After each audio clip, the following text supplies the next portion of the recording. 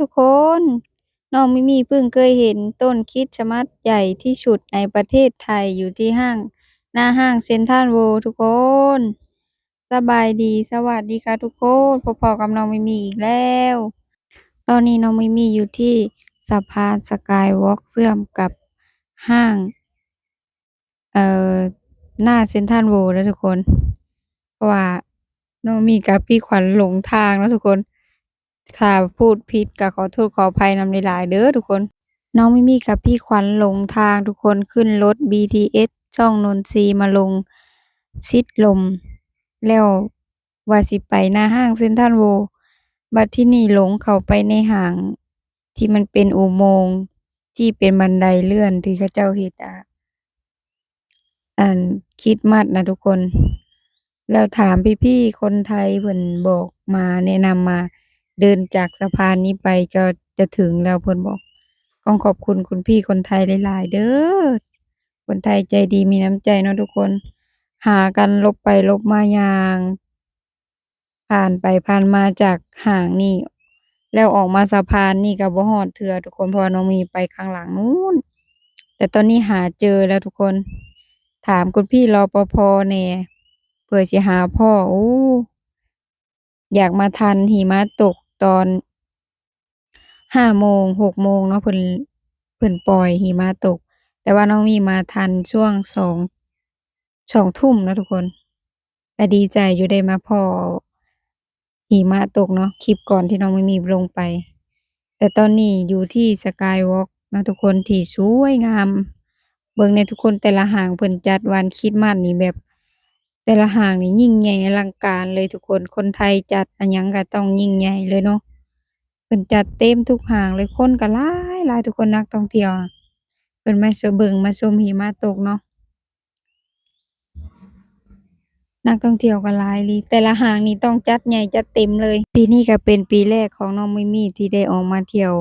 งานคริสต์มาสเนาะทุกคนเพิ่นฮ้องคริสต์มาสหรือว่าคริสต์มาสทุกคนน้องมิก็เว้าผิดเว้าถูกอยู่ทุกคนเพราะมันอยากเว้ายากเลยเนาะแต่ละห้างนี่คึกคักเลยหน้าห้างเต็มห้างเลยเนาะเพิ่นตกแต่งต้นไม้ต้นใส่ไฟแสงสีวิไลเนาะทุกคนโอ้โฮ หน้าห้างเซ็นทรัลเวิลด์นี่คนหนาแน่นเต็มเลยทุกคน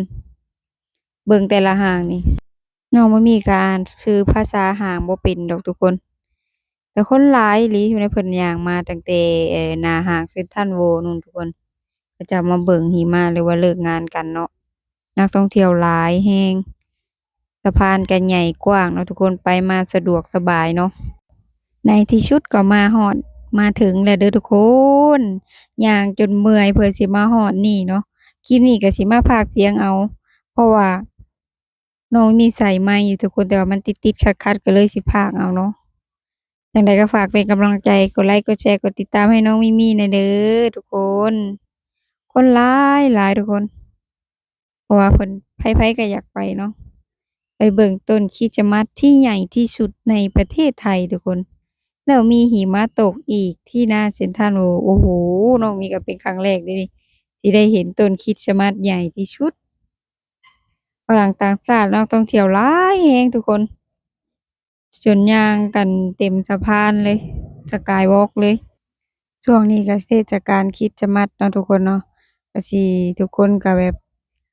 ตื่นตาตื่นใจกันนะทุกคนแต่ละคนน่ะสนุกเลยน้องมิมีไปเห็นหิมะตกทุกคนครั้งแรก โอ้โฮบ่คิดว่าเมืองไทยสิจัดใหญ่จัดเต็มขนาดนี้เนาะทุกคนมีหิมะตกด้วยว้าวชื่นชอบหลายเนาะมีไปเห็นครั้งแรกทุกคนอยากให้พ่อแม่หลานมาเบิ่งเด้อยู่ทางบ้านเนาะทุกคนยังมีที่อื่นบ่ทุกคนที่อลังการกว่านี้ไผๆก็พาลูกๆหลานๆมาเที่ยวมาเบิ่งหิมะตกเนาะทุกคนต้นคริสต์มาสที่ใหญ่สุดๆเลยเนาะ น้องมีก็เพิ่งเคยเห็นต้นคริสต์มาสใหญ่นักท่องเที่ยวเห็นนี่ตะลึงกันเลยทุกคนใครมาก็ต้องถ่ายรูปกันใหญ่เลยตรงที่ต้นคริสต์มาสเนาะฝรั่งต่างชาติยังตะลึงแต่ละคนมาเห็นอู้ทุกคนไผก็มาแห่ถ่ายรูปกันเต็มเลยตรงนี้ตรงที่ต้นคริสต์มาสใหญ่เนาะทุกคนแบบนักท่องเที่ยวตะลึงเลยมุมนี้ตรงนี้ บ่คิดว่าสินักท่องเที่ยวหลายขนาดนี้ทุกคน นักท่องเที่ยวมาเต็มกันเลยตรงที่หน้าห้างเซ็นทรัลเวิลด์ทุกคน ผู้ใดก็มาจ้องถ่ายรูปกันกับต้นคริสต์มาสกันเนาะโอ้ตะลึงกันเลยทุกคน ยังมีอีกบ่ทุกคนที่ใหญ่กว่านี้ที่หน้าห้างเซ็นทรัลเวิลด์นี่ต้นคริสต์มาสนี่หรือมีแค่นี้ทุกคน เพิ่นจัดยิ่งใหญ่อลังการเลยเนาะทุกคนคนไทยเนาะสุดยอดอะหลีโอ้โหว้าวไปลงข้างล่างดีกว่าเธอ ลงไปทางไหน ข้างล่างแล้วเราไปทางไหน นี่อ่านเราถ่ายคลิป ใช่ เอาฉันลงไปทางไหนแหละนี่ จังเราเป็นผู้ใดฉันเลยว่าจัก ไอเต้ม ว้าวว้าวว้าวว้าว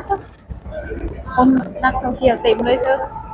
ต้นคริสต์มาสใหญ่ว้าวมาพอเลยเด้อทุกคนมาหอดหน้าเซ็นทรัลเวิลด์เลยเด้อว้า โห ว ดแล้วทุกคนโหดฉันทัน เปิดสิหาพ่อทุกคนก็เปิดสิหาพ่ วิ่ อ งหมาตัวใหญ่นะคะ ว่าสิหาพ่อต้องขอบคุณคุณพี่คนไทยเนาะที่เพิ่นบอกทางน้องมีกับน้องขวัญเนาะ ดีเนี่ยแต่ว่ามีพี่คนไทยเนอนใจดีบอก แม่ ทางให้น้องควันมา น้องมีอยู่พู้นไปอยู่ห่างอิหยังก็บ่ฮู้เนาะ ห่างอีกอยังสักอย่างเลยนะ แม่นขอบคุณหลายๆเด้อ คนไทยจิตใจดีจิตใจงามเลยทุกคนโอ้น้องควันแบบตื่นตันความใจดีของเพิ่นเนาะ แม่น ตื่นตัน แล้วคนไทยแล้วเพิ่นให้เพิ่นถามเฮาถามหยังได้เบิดเธอ แม่น เพิ่นแนะนำเฮาเบิดทุกอย่าง เขาถามหยังสอบถามในใดเพิ่นก็บอกเนาะ ว้าทุกคน โอ้มันมาหอดมาถึงแล้ว ดีใจบ่ได้มาเห็นแล้ว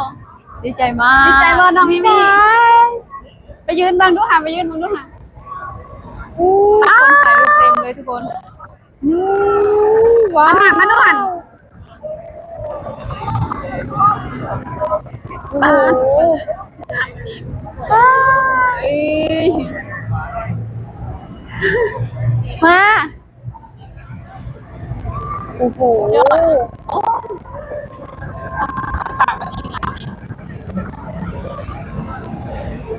วันน่าเชื่อ ข้างในมันก็มี ลายปานีเนาะ โอ้โหนี่แหละประเทศไทยทำให้นักท่องเที่ยว ประทับใจทุกคน ว้าวโตเห็นยังก็ยิ่งใหญ่ไปเบิดประเทศไทยอะว้าวโตโอ้โหใครมาก็ต้องถ่ายรูปกันเต็มเลยแบบนี้ สวยจริง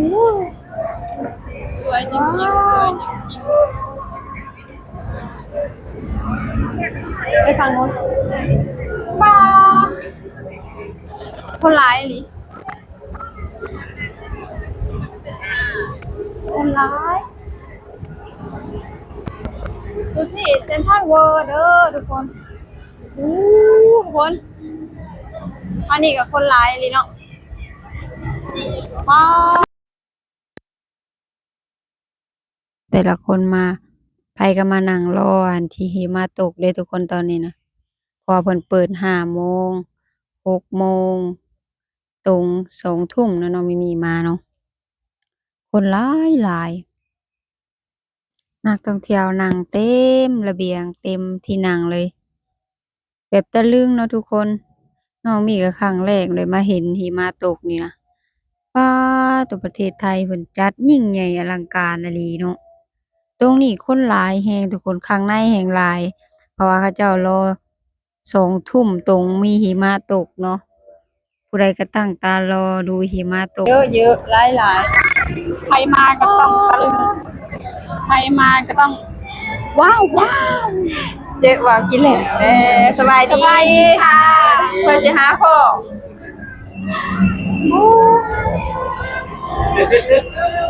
เอาไปไป โอเคแล้วทุกคนสำหรับคลิปวิดีโอนี้ก็สิจบเพียงส่ำนี้เนาะเจอพี่ทีไปแล้วล่ะก็พ่อ ลงจากสถานีสิลงแต่ก็อยากไปทางนั้น รอเจอคลิปหน้าเด้อว่าสิเป็นอะไรเนาะทุกคน ได้แล้วได้คลิปหนึง เราเล่นกับ โอเคเด้อสำหรับคลิปวิดีโอนี้ก็จบเพียงเท่านี้เด้อทุกคนเจอกันคลิปหน้าเด้อสบายดี สวัสดีค่ะ